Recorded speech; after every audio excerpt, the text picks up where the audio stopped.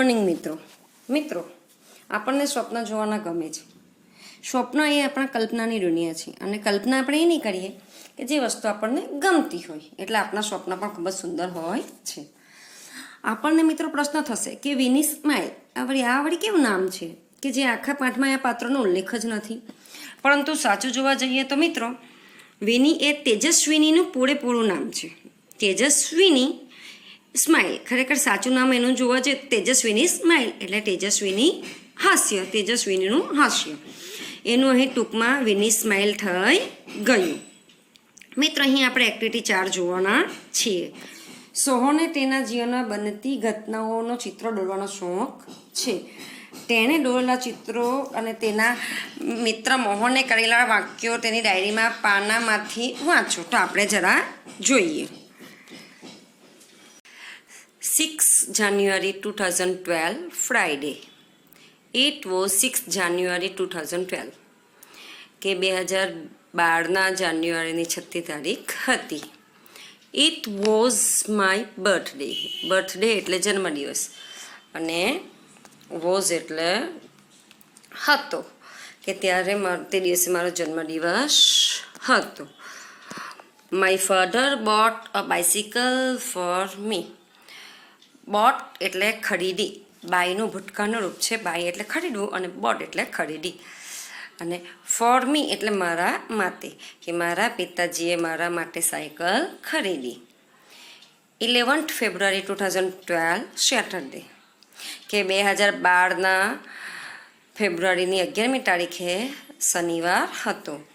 I took part in bicycle race. Took part એટલે શું? ભાગ લીધો. ટેક પાર્ટ એટલે લેવો અને ટુક પાર્ટ એટલે લીધો.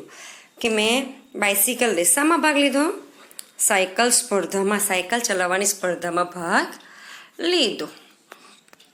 I won the second prize. Won એટલે જીત્યો, સેકન્ડ પ્રાઇઝ એટલે બીજું ઇનામ, કે હું બીજું ઇનામ જીત્યો. I also won the trophy. Also એટલે પણ, વોન એટલે જીત્યો, કે હું આ આપણને ચિત્રમાં બતાવ્યું છે કે આ ટ્રોફી પણ જીત્યો. 4th May 2012 ફ્રાઈડે, કે 2012ના મે મહિનાની 4મી તારીખે શુક્રવાર હતો. Look at this picture. Look at એટલે ની તરફ જોવું અને પિક્ચર એટલે ચિત્ર, કે આ ચિત્રની તરફ જુઓ. This is SSG hospital. આ એસએસજી હોસ્પિટલ છે. આઈ હેડ એન એક્સિડન્ટ, કે મારો અકસ્માત થયો, મને અકસ્માત થયો. I was in the hospital four 3 days, કે હું દવાખાનામાં 3 દિવસ રહ્યો. હવે આપણે એક્ટિવિટી 5 જોઈશું. હવે તમારે સાંભળો, અહીં તેજસ્વીનીની વાત થઈ છે. સ્માઇલ ઇન ધ મિરર એટલે અરીસામાં જોઈને હસવું, અરીસામાં હસવું. પાર્ટ 1 તેનો ભાગ 1. It was 11th April 2011. જુઓ, 11th April, બહુ સરસ. એની બર્થડે યાદ તમને એક્ઝામમાં પૂછાઈ શકશે કે એની બર્થડે ક્યારે હતી. તો 11 એપ્રિલ 2011. 11 યાદ રાખવાની છે કે તે એપ્રિલ મહિનાની 11મી તારીખ હતી. 2011માં એપ્રિલ મહિનાની 11મી તારીખ હતી. It was Tejaswini's 12th birthday. કયો જન્મદિવસ હતો? 12, કે તે તેજસ્વીનો 12મો જન્મદિવસ હતો. ક્યારે હતો? 11 એપ્રિલ 2011 અને એનો 12મો જન્મદિવસ હતો. આ વસ્તુ 11/12 યાદ રાખવાનું. Her father gifted her a beautiful bicycle. Her એટલે તેના, ફાધર એટલે પિતાજી, ગિફ્ટેડ એટલે ભેટ આપી, બ્યુટિફુલ એટલે સુંદર, કે તેના પિતાજીએ તેને એક સુંદર બાઇસિકલ ભેટ આપી. It was a unique bicycle. Unique એટલે અદ્વિતીય, અજોડ. તે એકદમ અદ્વિતીય સાયકલ હતી. બાઇક એટલે ગાડી, સાયકલ, કે તે ખૂબ જ સુંદર સાયકલ હતી, અદ્વિતીય સાયકલ હતી. બ્લુ ઇન કલર, તેનો કલર ભૂરો હતો. સોફ્ટ સીટ તેની સીટ પોચી હતી. અ લિટલ બેલ, સાયકલમાં નાની ઘંટડી હતી. And a river view mirror. River view mirror એટલે શું? પાછળનું જોવાના દ્રશ્યવાળો અરીસો. આપણે ગાડીમાં ને ફોર વ્હીલરમાં જોઈએ ને આગળ અરીસો હોય છે જેના દ્વારા આપણે પાછળનું જોઈ શકીએ છીએ. તો અહીં સાયકલમાં પણ અ રિવર વ્યૂ મિરર એટલે પાછળ જોવાનો અરીસો પણ હતો. વેન તેજસ્વીની શો. વેન એટલે જ્યારે. તેજસ્વીની શો એટલે જોઈ. હર બાઇસિકલ કે જ્યારે તેજસ્વીનીએ તેની સાયકલ જોઈ. સી સેડ તે બોલી. વાવ ખુશ થઈને તે બોલી વાવ. સી ફેલ્ટ પ્રાઉડ તેને ગૌરવની લાગણી થઈ. એને એમ થોડું કંઈક વસ્તુ આપણી પાસે કોઈ સારું આવી જાય મિત્ર સર્કલમાં તો આપણે કંઈ મજા આવી જાય તેમ એને એમ સાયકલ આવી ગઈ એટલે તેને ગૌરવની લાગણી થઈ, અભિમાનની લાગણી થઈ. સી પેડલ્ડ એટલે C placed Har foot on left pedal. Placed એટલે મૂકવું. હર ફૂટ એટલે પગ. તેણે તેનો પગ એટલે કે તેણે તેનો પગ ક્યાં મૂક્યો? લેફ્ટ પેડલ કે ડાબા પેડલ પર તેણે તેનો પગ મૂક્યો. એન્ડ યેલ એટલે બૂમ પાડવી. અને તે બૂમ પાડી. શું બૂમ પાડી તેણે? Here I go. હું આ ચાલી. હું એમ કરતી હું ખુશ થતી એ ચાલતી રહી. સી મૂવ્ડ ફાસ્ટર એન્ડ ફાસ્ટર કે શું? તે વધારે ઝડપથી ચાલી નીકળી. વધારે ઝડપથી ચાલી. સી મૂવ્ડ એટલે જવું અને ફાસ્ટર એન્ડ ફાસ્ટર એટલે ઝડપથી વધારે ઝડપથી સાયકલ લઈને ચાલી. C went to the river bank. C vent એટલે ગઈ અને રિવર બેંક એટલે નદી કિનારે. તે નદી કિનારે ગઈ. સી ઇન્જોયડ એટલે મજા લેવી. તેણે મજા લીધી. શાની મજા લીધી? રાઇડિંગ સવારીની. રફ પાથ એટલે ખરબચડાવાળા રસ્તા પર કે તેણે ખરબચડા રસ્તા પર સાયકલ ચલાવવાની મજા લીધી. સાયકલ ચલાવવાનો આનંદ માણ્યો. She was riding at her top speed એટલે શું? કે ટોપ સ્પીડ એટલે ખૂબ જ ઝડપથી. ટોપ સ્પીડ એટલે શું? ટોપ સ્પીડ એટલે શું? કે ખૂબ જ ઝડપથી. કે તે ખૂબ જ ઝડપથી સાયકલ ચલાવી રહી હતી. ધેન સી નોટિસ્ડ એટલે ધ્યાન ગયું.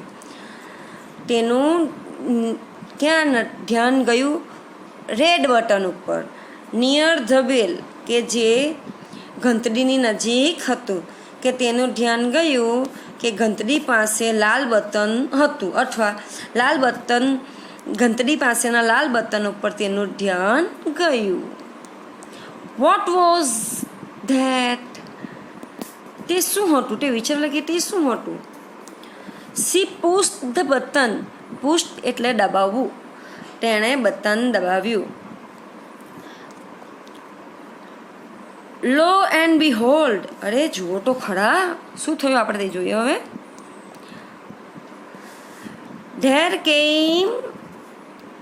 There came out a big fan on the rear wheel.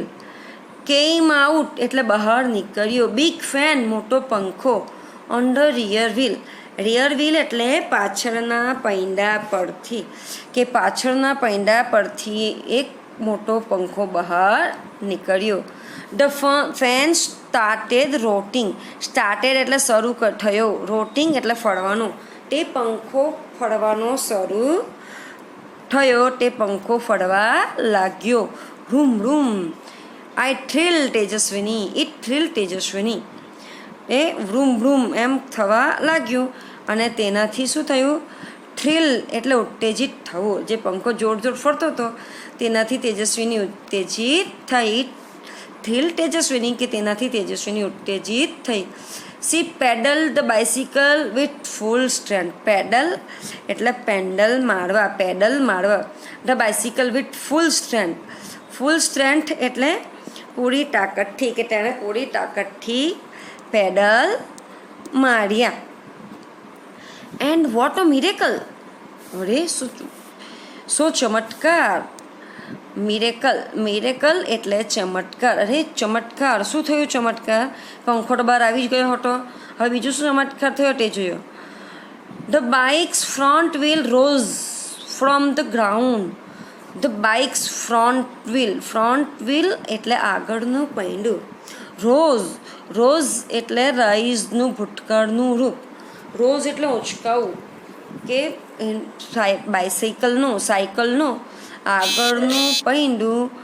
Rose from the ground એટલે જમીન, કે એનું આગળનું પૈંડું જમીન પરથી ઊંચું થયું.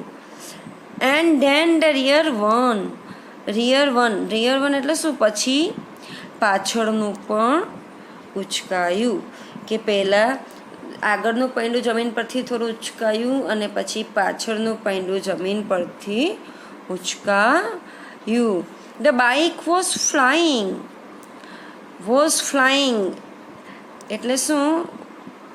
વોઝ ફ્લાઇંગ એટલે ઉડી રહી હતી. સાયકલ ઉડતી હતી, કે હવે આ સાયકલ ઉડતી હતી. She pedalled faster and the bicycle went up and up 3, 4, 5, 50 meters. She pedaled faster, કે તેણે વધારે ઝડપથી પેડલ માર્યા. ફાસ્ટર એટલે શું? ઝડપથી, કે તેણે ઝડપથી પેડલ લગાવ્યા. અને સાયકલ વેન્ટ અપ એટલે ઊંચે ગઈ. કેટલી? 3, 4, 5, કેટલી? જો 3,